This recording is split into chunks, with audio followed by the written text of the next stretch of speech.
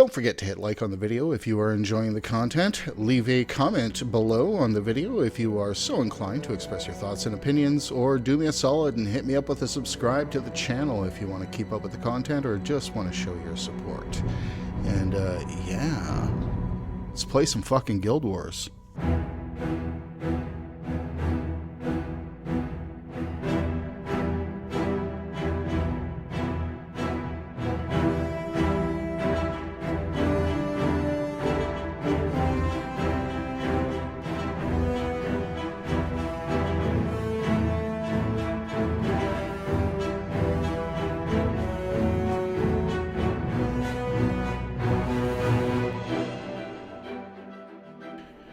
Hey, what's up everyone? Welcome back to Let's Replay Guild Wars 2. On the last episode, we leveled a lot. We talked about leveling. We geared up a little bit. We talked about gearing. Today, we're going to do a little bit more leveling and get everything going. I promised that I would go off screen, so to speak, and actually level up a little bit. I'm actually level 20 now. I'm pretty happy with that. Took about 45 minutes of time offline, just doing events, and grinding hearts and killing ambient mobs, and really that's all it takes to get your level on in this game. The next thing that we're going to do here is we're going to burn really quickly through the level 20 personal story. We're going to be exiting out of all the cutscenes and getting through that as quickly as possible. Got a couple of questions to me personally about my feelings on the personal story, and I'm not a fan. I'm not a fan of the personal story in this game. I have a lot of gripes with it. I don't think it's awful. I think the personal story in this game is pretty much about middle of the road. It's certainly got better presentation values than World of Warcraft, and it's certainly less of a drag than Final Fantasy XIV, but it doesn't really compare to some of the better examples of story in this genre, and I'm actually pretty happy about the fact that it can largely be skipped. My biggest problem with the story, I'm going to get into it right now. I'm going to stand up on a soapbox and put it here in this video because I have a YouTube channel and I can. So let me present to you why the Guild Wars 2 story sucks. A big part of my dissat with the personal story actually gets back to a puff piece they did before the release of Guild Wars 2. I'd like you to listen to the following quote. We do not want to build the same MMO everyone else is building. And in Guild Wars 2, it's your world. It's your story. You affect things around you in a very permanent way. Cause and effect. A single decision made by a player cascades out in a chain of events. You're meeting new people whom you will then see again. You're rescuing a village that will stay rescued, who then remember you. The most important thing in any game should be the player. We have built a game for them. So let's start by supposing I am the typical American male. No, not that guy. Okay, yeah, no, that guy's good. That guy's good. Let's say realistically, I have two potential romantic interests. There's the girl up the street who's rich and hot, but who will often go a couple of days without returning my texts. And then there's the girl next door who's sweet and completely adores me and is always like baking me pie.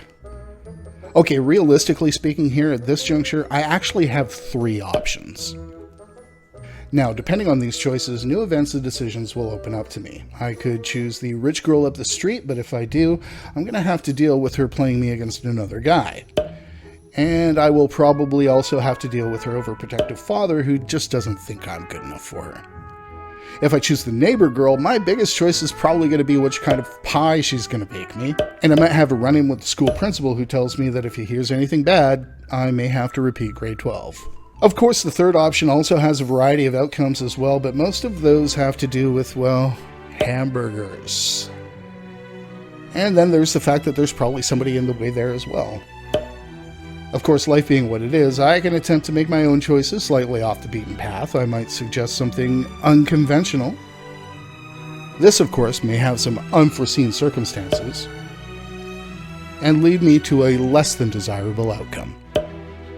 But all things considered, it's just a simple reality that if I make a choice, new events and decisions will open up depending on those choices. Now, let's contrast this with the story of Guild Wars 2. Character creation gives us options that will impact the story, including race and one other choice that functionally gives us one of 15 different story paths. But at level 20, each race then offers a single choice that is completely independent of all the other choices and are available to all the players of the race regardless of their previous decisions. This then funnels all players, regardless of all the rest of their choices, into one choice with 3 outcomes that all players are offered, regardless of their race. Put simply, the more choices you make, the less it matters, as it all funnels into a single storyline where the outcome is the same. This is particularly egregious at the level 30 point, when the outcome of the choices that you've made seem to be cut and pasted from other characters that meet the same end. What all this does really is take the choices that you have before you and reskin them with different details. You might be a different American male, say a highly educated scientist who's recently had a personal tragedy befall him and is found in some very hostile environment. And you may have 2 different options for romance. Okay, realistically, you probably have 3 options here too. It's super important to realize that even a choose-your-own-adventure novel has multiple endings, depending on the path that you choose. Guild Wars 2 only has one outcome to the myriad choices. No single choice that you make as you progress in your personal story actually matters other than the experience that you are seeing, because in the end, it all leads to a dead mentor and a dead dragon. Oh, and you get access to some really cool vendors with some skins, so totally don't sleep on these. So with all that out of the way, hey, let's go burn through the story for a couple of quick levels. All right, back in game here. Let's take a look at what's going on. We are to meet with Keith in the Grove. We are indeed in the Grove, so let's get going. Would I like to continue your story? Oh, do I have to? Just give me the XP now. And that really is the only reason we're doing this, by the way. Quick leveling from the personal story. Meanwhile, I will go and look for Keith. I swear, if he says a moment, Commander, I'm going to lose it. One thing I'm going to do as I'm heading towards more remote locations is I'm absolutely going to just, tag events. And when I say tag events, I'm going to go in, hit a couple of things, get a little bit of contribution, and then move on. And really, I think that that's probably one of the more efficient ways to kind of handle your time. You don't really want to be spending the whole time in here. So let's get this event going. Get over here!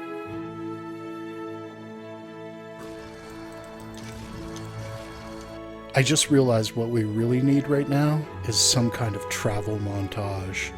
Let's make it happen.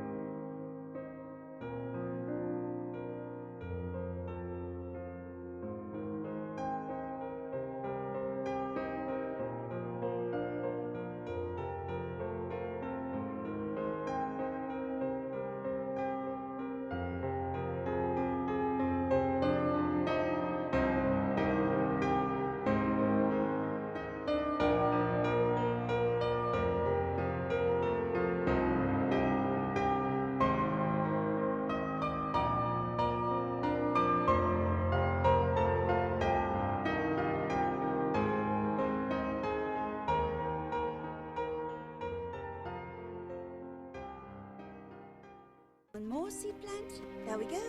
Perfect. Hold your ground. The undead are approaching.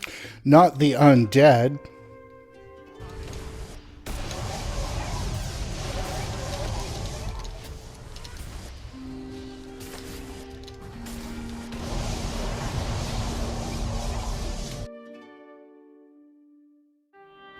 Stick with me. Get it? Stick. Because, like, she's a tree.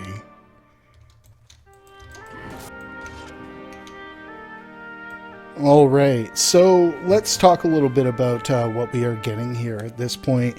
We are getting our first ring, it seems. Now, rings are obviously a piece of our equipment. We'll bring up the hero panel right now. We'll take a look at our equipment. We'll take a look at what we're getting here at this point. Now we have the ability to put a ring in here. I already have a ring, and it has a pebble in it. Let me talk about this a little for a moment. I'm just going to take one of these. I'll grab this precision one, but I don't think I'm going to use it. I think this is still a better deal for me, this iron ring.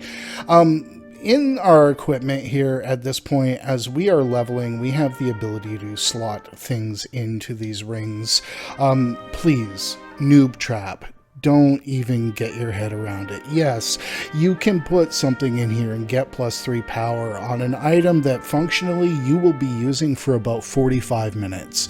You know, you're leveling so fast at this point, and you will be leveling this fast up until maybe your 50s or 60s, that if you start going and spending time slotting things into your equipment and worrying about these impacts and stuff like that, you're going to spend more time worrying about it and thinking about it than you are actually going to get value from it. It's just not a good proposition. As you're leveling with all of these kind of trinkets, as we call them, you're just going to want to get whatever you get that is an upgrade and slot it in there. With your equipment, some of this equipment will come with runes. The bonus that you're going to be getting from runes at this point, not impactful enough to really justify the time you're spent managing it, considering the amount of time you'll be wearing it, because you just won't be wearing these things very long. So with that little bit out of the way, let's continue our story. Would you like to continue your story beneath the waves? I think there's something in the water. Let's go check it out. Deliver Tegwin back to me safe and sound, or I will cut you into fishing bait. And hey, are you listening? I'm only listening if you promise you're not going to make me go underwater. Let's go. Well, it's happening. Did you just laugh at me? Seriously.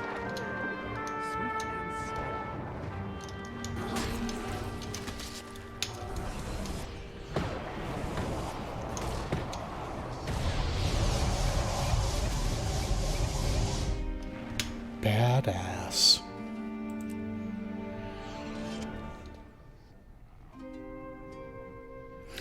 So it looks like I'm getting a new staff here. I'm getting some options. One of the things you'll notice here is that this is a basic cultural option, I believe, here. So looking at the stats being offered, I'm obviously going to take this power staff. It is a significant upgrade from my last one, so we'll grab that.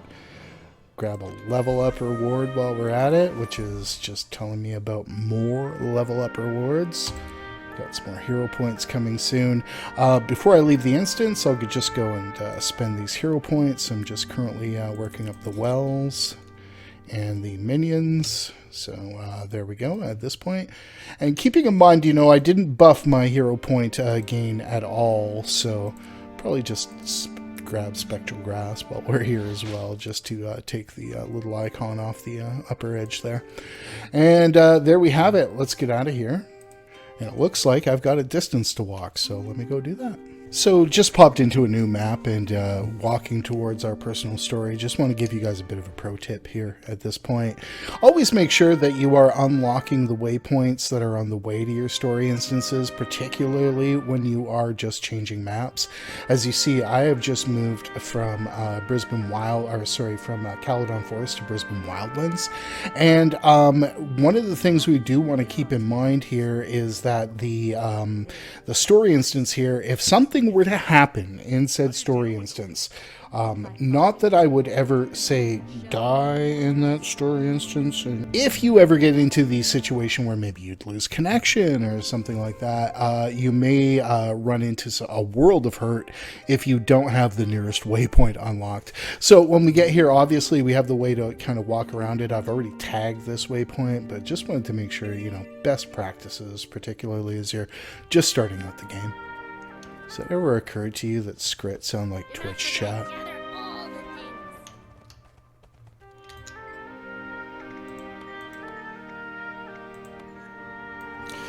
I have no idea what I just chose there, but hey, mission completed. New pants. Let's get some decent pants on. A little bit of a improvement in our situation there. So let's go ahead and put those on. I don't know if I put that staff on from earlier either, so let's do that. Wow, this temp power works just like Guardian Hammer, which I guess means it's useless, just like Guardian Hammer. Quick, Connell, to the Oompa Loompa chamber.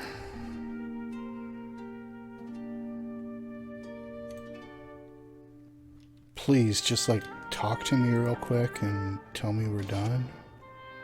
Let's take a look here. Got a bunch of stuff. We'll say yes to that, and then we'll hit OK. And that will be it. So I think what we'll do is we'll put a cap on this episode here at this point. Come back tomorrow. What we'll do is we'll do a whole bunch of leveling. I will talk about bonus XP. I know I promised to do it this episode, but what can I say? Anytime you put Betty and Veronica in front of me, I'm a goner. So really, that's about it. Hey, I'm going to thank you guys all very, very much for watching. The series has been really way more successful than I thought it would be, so I'm super happy about that. I'm going to remind you all to have fun in game and min-max your real life. And I'm glad we took this moment. We'll see you next time.